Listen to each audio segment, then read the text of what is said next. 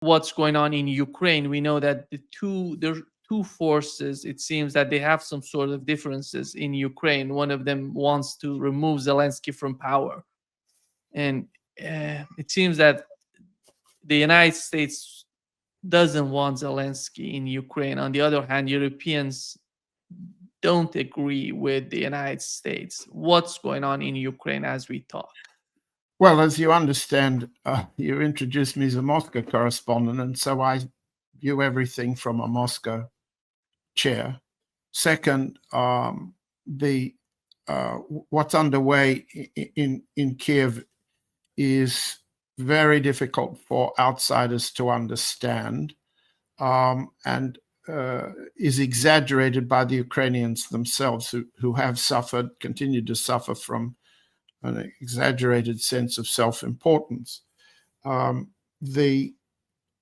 Let's take apart the elements that you've mentioned. In the first place, there's the corruption investigations, which at this point appear to be stimulated by the US side. There's been long-standing USAID financing and George Soros organization support for the investigative unit NABU and the prosecuting unit SAPO in cutting certain kinds of corruption from the Zelensky regime and isolating Zelensky himself.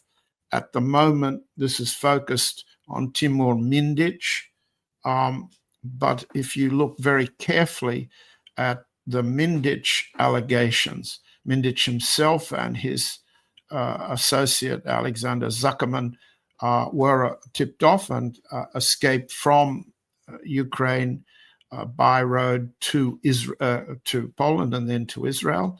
They're in Israel. They may not be extradited from Israel back to Kiev to face charges. I can recommend for those who want to look more expertly into Mindic and his associates, and those Ukrainian officials, a former Minister of Energy, a Minister of Justice, a Deputy Prime Minister.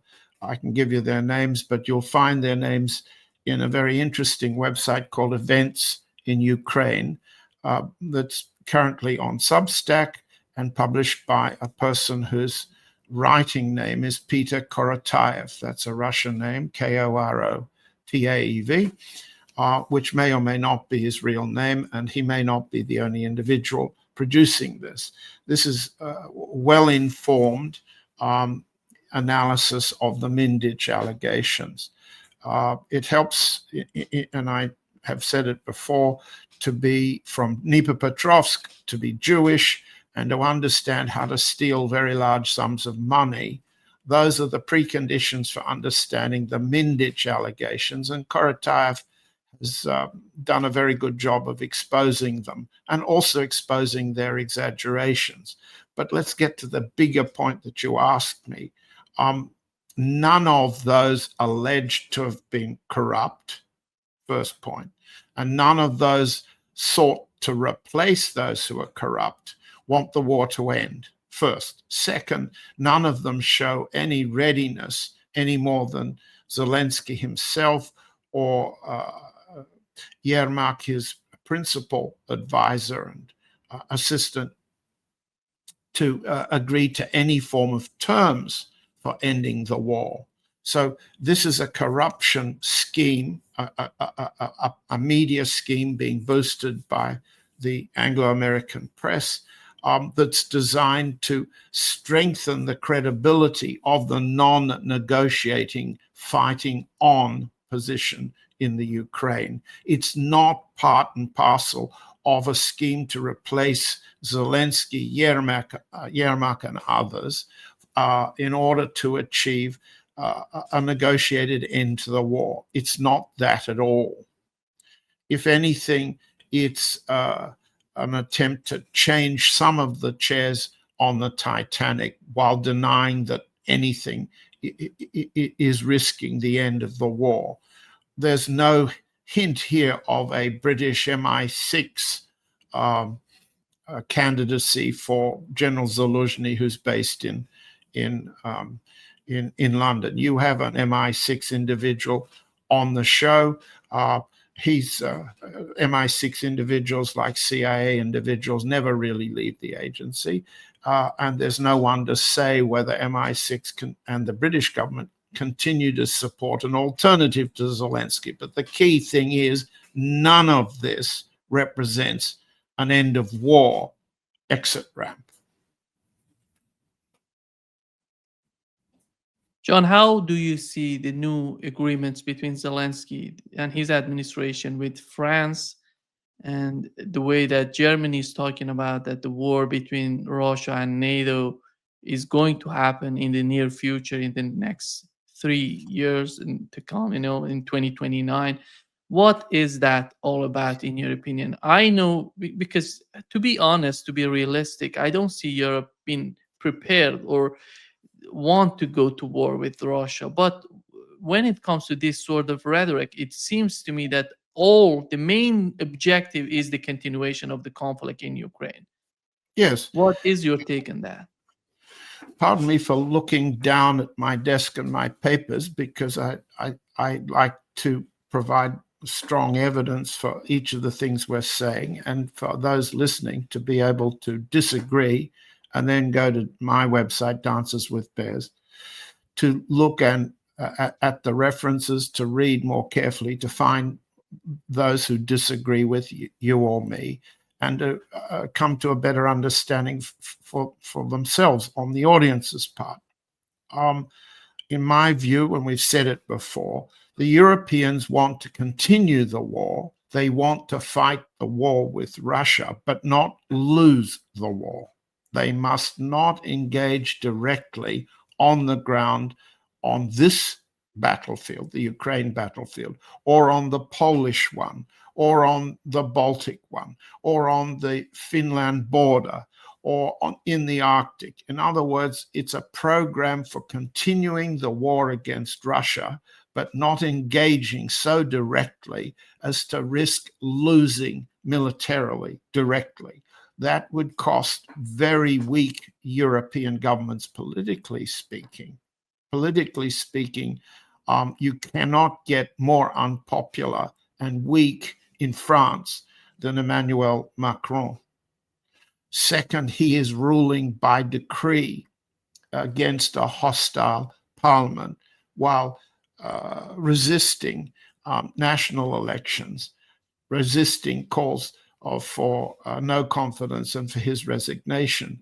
The German Chancellor, Friedrich Merz, is a weak minority coalition government, in which at the last election, Merz got less than 28% vote for his party, the CDU. These are weak coalitions, and this story is being repeated all over Europe, the Netherlands, Finland, and so on. What do these coalitions want? First, as I've just said, to continue war with Russia without a direct military loss. Second, to demonstrate, and this comes back to the question about the French agreement for defense cooperation with the Ukraine, generate significant domestic spending on the defense industries. The defense industry of Germany is a major beneficiary of Merz's multi-billion euro program to rearm Germany. And that's another point. Each of the major European powers, but principally the UK, France, and Germany, wish to dominate the military planning of Europe in the future in alliance with the Trump administration. So what you have is boom time for the European defense industries. That translates, whether it's Finland or Germany or France, into votes in key constituencies. It generates massive share price increases. We could hold them up, or our audience can go to the Financial Times or any monitor of share prices, and you will see that this war against Russia has been very good for shareholders of the European and US defense stocks, which have tripled. The index of these defense stocks in Europe and the United States have tripled in value since the war began in 2022. That the rate of increase generates the rate of share price gain, also turns into bonuses for executives of Rheinmetall and the others. That's Germany, but we could mention the French, the British, the Americans, and so on. It turns into bonuses, it turns into employment, it turns into union support, it turns into votes. This is the basis of apparent European support for the Ukraine. It's not a characterization of what some of our podcast colleagues call a coalition of the brain dead. This isn't brain death. This isn't stupidity. It is cynical, you could say, calculation of weak politicians seeking to monetize a war without actually losing. So if Zelensky signs an agreement for mineral and resource development with Trump, or he signs a concession agreement for long-term investment with Prime Minister Starmer of the UK, or he signs a defense agreement with the French. What does that really mean? Well, it means a promise for those countries to continue to pour taxpayer funds, much of which is now running out, and against which they must borrow, and against which they must steal the confiscated Russian assets, or use those Russian assets as collateral for pseudo loans, because there's no prospect that a war-losing regime like Zelensky's is ever going to be repay these loans. So essentially, you've got a massive financial system based on continuing the war without fighting it directly. That's the job of the proxies. And they're the Ukrainians, and they're dying on the battlefield and losing on the front and having to face the loss of electricity in the command centers from Kiev to Lvov, and having to choose between light and heat as winter comes on, without gas, without electricity. These are the techniques that Russian side is using to force Ukraine to capitulate, to come to terms. It won't. Yeah. John, we had two different comments from the Trump administration. One of them was the Secretary of State, Marco Rubio. Last week, he was talking about the sanctions, what was the outcome of the sanctions on Russia. And the other one is from Donald Trump himself, talking about the sanctions on Russia. And here is what Marco Rubio said. Left the sanction from our part. I mean, we hit their major oil companies, which is what everybody's been asking for. Obviously, those have to be implemented, and it'll take some time to begin to feel it. But, you know, I mean, I don't know what more there is to do. I mean, we're running out of, there are things that the Europeans can do on shadow fleets, and so a lot of these are happening in areas much closer to them. Yeah.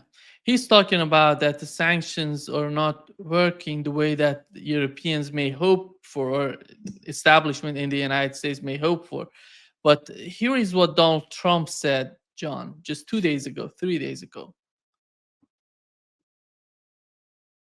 I hear they're doing that, and that's okay with me. They're passing legislation, or the Republicans are putting in legislation that very tough. It's sanctioning, et cetera, on any country doing business with Russia.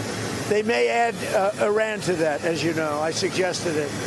So any country that does business with Russia will be very severely sanctioned. We may add Iran to the formula, yeah. Yeah. What's going on? How is that going to be perceived by the Russian government? Well, the two things that are very important in the two clips you've selected, Nima, and thank you for selecting them. First of all, it's what Rubio said: we're running out of options. We're running out of measures. You heard him say it and then partly lose the words. We're running out. We've come to the end of what we can do to sanction Russia, to compel it to come to terms and end its war, the war against Russia. That's the first thing. That's the crucial thing that Rubio said. The second thing that Trump said in the middle of the conversation is, since both of them are trying to talk tough, you look for what the qualifiers are. The qualifier in Trump's case was that he wants to accept the congressional toughness of further sanctions on Russian oil, and maybe add Iran too. But he's not at all confident that it will have the increased sanction will have any effect. Second, he retains the executive discretion to introduce sanctions, to enforce them, or not to enforce them. Now let's look at what he's also said after the meeting in South Korea with the president of China, Xi Jinping. He made it very clear in the same form of press format that he and the Chinese president did not discuss the massive sanctions against oil sales and oil deliveries from Rosneft and Lukoil to China. Second, he defended the Chinese need for Russian oil. So he made a specific and explicit exemption from the tough sound, from the congressional threat, from Rubio's tough talk of China on the issue of whether India will stop buying Russian oil. It's far from certain that they will. The US propaganda organs like Reuters and Bloomberg are in a muddle as to, because they rely in part on propaganda, in part on some oil traders, some of whom say there have been cuts by Indian refineries, there have been cuts by Chinese refineries of Russian oil. But that's short term. You look at the long term futures price, the 3 months out futures projection for the Brent oil market, for the Urals oil market, and what you see is adaptation to the new scheme of things, as well as the market recognizing that Trump's reached the end of the limits of these kinds of sanctions. So the Brent oil price is going down a bit. That means the market doesn't expect significant shortages of the supply of oil into the market 3 or 4 months out, beyond Christmas into January, and an increasing discount between the price of oil traded, if it's non-Russian oil, and Urals oil, the Russian oil.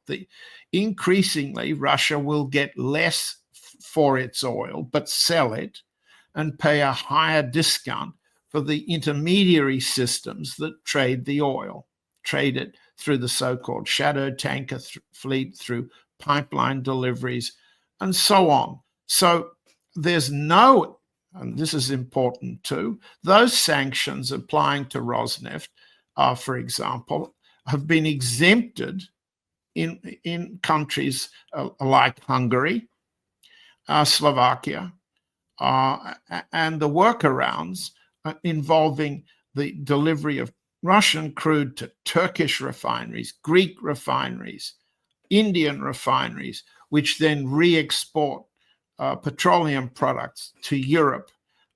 The workaround is underway, so there is arguably a short-term disruption as the trade recalculates how to get around the sanctions. And the crucial invitation Trump and Rubio are both making in their qualifiers there is, try and work around this. We are not going to enforce. We're going to say we're tough, but we won't enforce. And we've said explicitly we won't enforce against China. We won't enforce against Hungary. Those are the specific exemptions.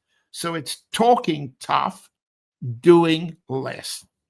Implication, no significant impact on Russian revenues